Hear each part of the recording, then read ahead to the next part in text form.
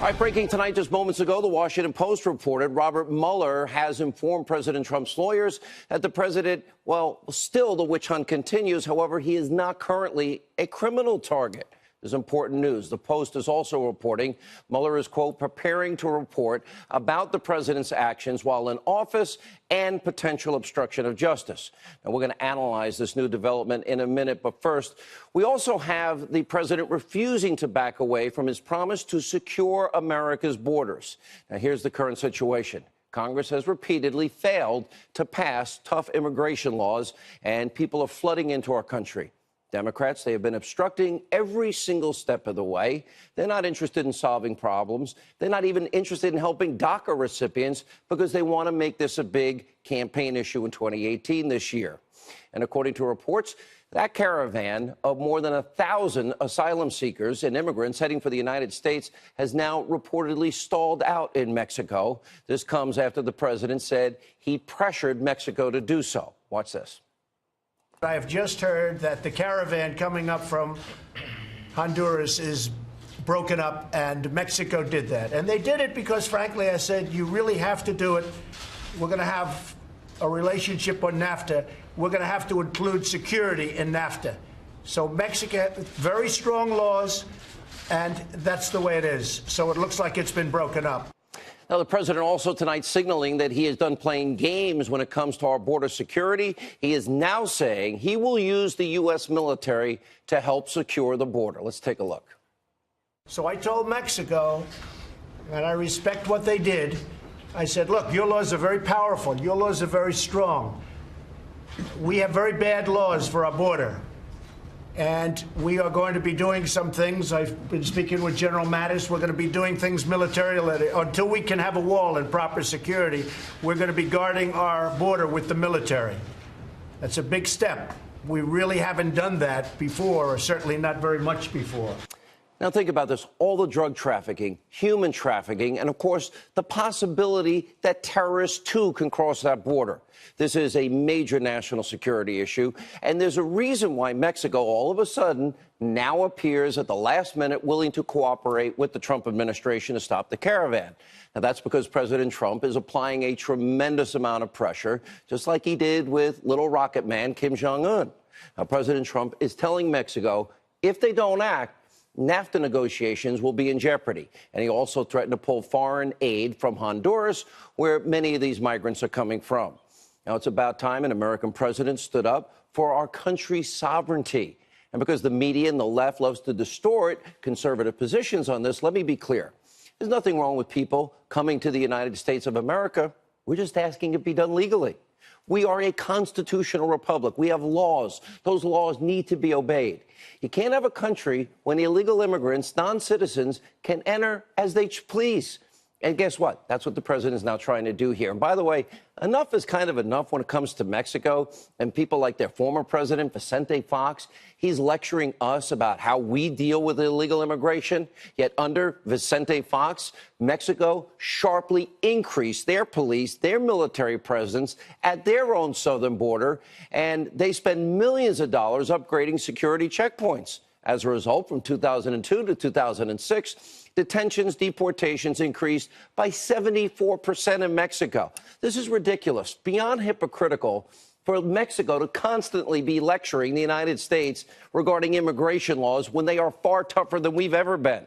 And for sending military personnel to secure the borders, well, liberals and the media are so outraged that President Trump would dare to do that. Here's the thing. They're completely silent, of course, when President Obama did that exact thing back in 2010. Back then, Obama sent 1,200 National Guard troops to the border to help Border Patrol agents. And remember, in 2014, former Texas Governor Rick Perry, he called up the National Guard to protect the border because the Obama administration wasn't doing enough. Well, it's not like this is unprecedented. Here's another point the liberal media will never tell you. They were so quick to criticize President Trump for saying that he wants to use part of the military's budget to build the border wall. It's a national security issue. Now, according to a 2009 Congressional Research Service report, the military has already been used to help construct the border wall by past presidents, including George W. Bush and even Barack Obama. Now, those are facts. The media will never tell you any of this because it doesn't fit their anti-Trump agenda. And according to a new survey, 89% of Border Patrol agents say a wall system in strategic locations is necessary to secure the border. Well, that's coming directly from the people on the ground there every day risking their lives. Why not give them what they're asking for? And what President Trump is calling for is security and accountability. It is that simple. And for the record, this position is similar to the one that Barack Hussein Obama once held. You may remember him saying this. Those who enter our country illegally and those who employ them disrespect the rule of law. And because we live in an age where terrorists are challenging our borders, we cannot allow people to pour into the U.S. undetected, undocumented, and unchecked.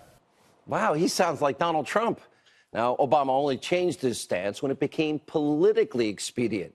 And as for President Trump, according to the Wall Street Journal, the Trump administration will put quotas in place and start evaluating immigration judges on the number of cases that they hear in order to speed up and expedite potential deportations of illegal immigrants. Now, remember, someone gets caught entering America illegally, they're actually allowed to stay here until they get to their court date, and about 98% of them never show up. So it's the height of ignorance and stupidity, and that's why President Trump wants to change it. Now, other countries, for example, let's look at Australia. They don't roll out the red carpet for illegal immigrants like we do. Now, when Australia catches asylum seekers trying to enter their country, well, they're very compassionate. They give them food, they give them water, they give them medical attention if they need it. And then they send the migrants back to from where they came. It's beyond pastime. America used the same common sense measures to secure our borders. All right, also brand new tonight, another major report. Sarah Carter, who will join us in a few minutes. Here's the headline. Bombshells, secret texts show FBI, DOJ may have rushed anti-Trump FISA warrant. And according to Sarah Carter, congressional investigators have now discovered new text messages between anti-Trump FBI agents, lovebirds Peter Strzok and Lisa Page, that show possible coordination between the FBI and the DOJ to get a FISA warrant to spy on the Trump campaign associate Carter Page. In one of the text messages Sarah has obtained, Strzok is whining and complaining to Page that a warrant in the Russia investigation is being held up. And one of the congressional investigators is now telling Sarah tonight, quote, everything here from the text complaining about FISA delays to the exchanges indicating coordination to the White House visitors log, well, it seems to match to a disturbing degree. At best, it's a strange coincidence worth investigating now, but of course, it's much likely more. So you have the FBI using an unverified Clinton bought and paid for dossier as part of a FISA application. They then rushed to get a FISA warrant approved, and new evidence points to coordination between the Obama White House, the FBI, the DOJ, and the CIA. Sarah will explain all of this in a few minutes. Now, also tonight, Robert Mueller secures his first conviction. Got to give him a lot of credit in his witch hunt. A Dutch lawyer was just sentenced to 30 days in jail. 30 whole days, and is being ordered to pay a $20,000 fine for lying to the FBI. That's it? And it had nothing to do with Russia collusion. The media played this up. They thought this guy was getting 20 years. In reality, it looks like a giant waste of your money. Now, while the media was hyper-focused on this apparent Dutch lawyer and this travesty, they missed a massive story that proves Robert Mueller is carrying out a witch hunt that is being aided and abetted by his buddy, the Deputy Attorney General Rod Rosenstein. And according to an August memo written by Rosenstein, he actually authorized Mueller to go after Paul Manafort's work with the Ukrainian government, which happened way, way before Manafort ever had anything to do with Donald Trump and the Trump campaign. Now, in addition to that, none of the charges Manafort is facing have anything to do with any of that. And, of course, that's only half the story. Washington Times reporting that Mueller investigated Paul Manafort on an allegation from the never corroborated, now known to be lies, that Clinton bought and paid for dossier that came from an unnamed Russian source and sources. It's pretty shocking, but it shouldn't come as a surprise. The special counsel Mueller is corrupt as they come. He doesn't seem to care about truth, doesn't care about facts, doesn't care about evidence. He doesn't care about being fair, doesn't care that he's biased. Look at the team he has assembled, a team of Democratic donors that donated to Hillary, Obama, the DNC. And we can't ignore that Rod Rosenstein, well, he's the guy that appointed Mueller. Rosenstein is giving Mueller free rein to do whatever the hell he wants. And whatever happened, by the way, to this so-called collusion turned out to be a witch hunt. And Rod Rosenstein, he should be ashamed of himself. And frankly, he's the same guy that signed the FISA extension against Trump associate Carter Page and then appointed Mueller. Does anyone see that as a conflict of interest? And like we have been saying, Rosenstein needs to go. And also tonight, a brand new poll, 67% of you, the American people, think that a second special counsel should in fact be named to investigate all the disturbing FISA abuses that we have been reporting on and the media has been ignoring.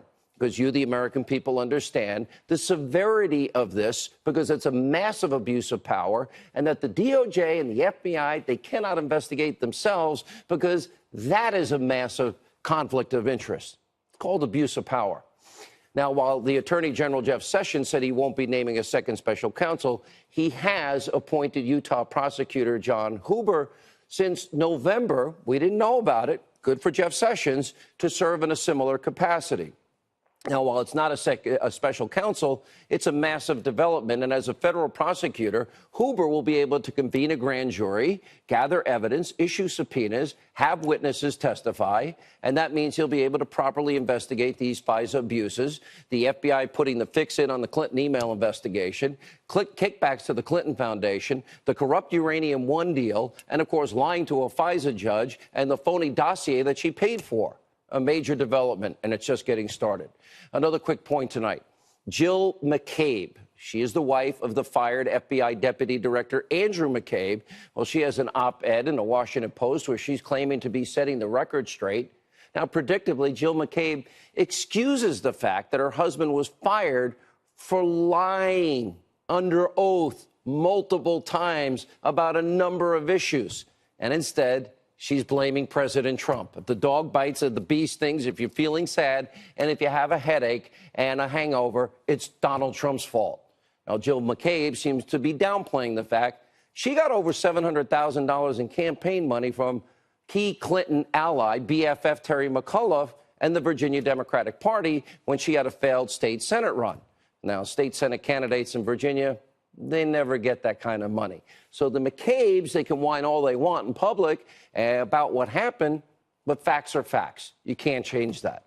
All right, finally tonight, I have a special message for the abusively biased media that once again is trying to smear me.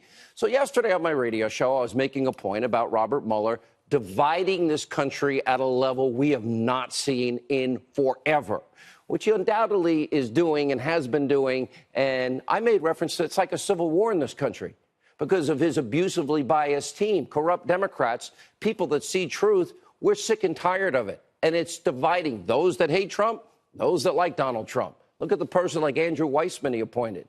Now, what the media didn't report to you, well, I was talking about a really deep divide that the arrogant Mueller's creating and that Americans are more divided than ever.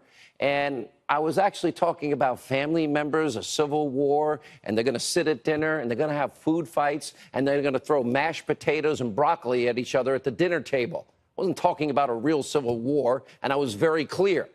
Now, this sent the media into a frenzy, but they quickly ignored everything I said. And they raced to take me out of context, like they always do, claiming, oh, Hannity wants a civil war in America. No, I'm saying we're more divided than ever. And as you know from watching this show, this is what the media does all the time, but I'm not going to sit back and take their crap. We're going to call out the corrupt media in this country. For example, the media lost it over me saying the word civil war. Okay, we went to the archives. They have said it many more times than I have, and we've got the proof. He is clearly trying to ignite a civil war in this country. We are in the midst of a cold civil war in this country, a political and cultural civil war. Tonight we're watching a civil war between mostly Southern senators loyal to the man from Alabama. The only civil war I see is on Twitter, and that doesn't even really matter. Governor, you've called this an economic civil war, and I know that's what you're touching on. In a way, I understand it because we're fighting the last battle of the Civil War. Oh, Nobody cared about them saying it. So the media can't stand the fact, and this is the truth, night after night on this program, well, we are proving them to be complete, total liars and frauds, abusively biased on everything involving Donald Trump. And sadly, they have missed the biggest story of their lifetimes while they've been obsessing over a Trump-Russia collusion conspiracy theory where there's no evidence. And now that the liberal media has been exposed, they're lashing out at people like me. We've been right. It's no wonder there's a new poll from Monmouth University. It's showing that 77% of you, the American people, believe the traditional media in this country reports fake news, because they do. And at this point, it's pretty much to be expected, but we can promise you we're always going to fight back against their extreme bias and their lying.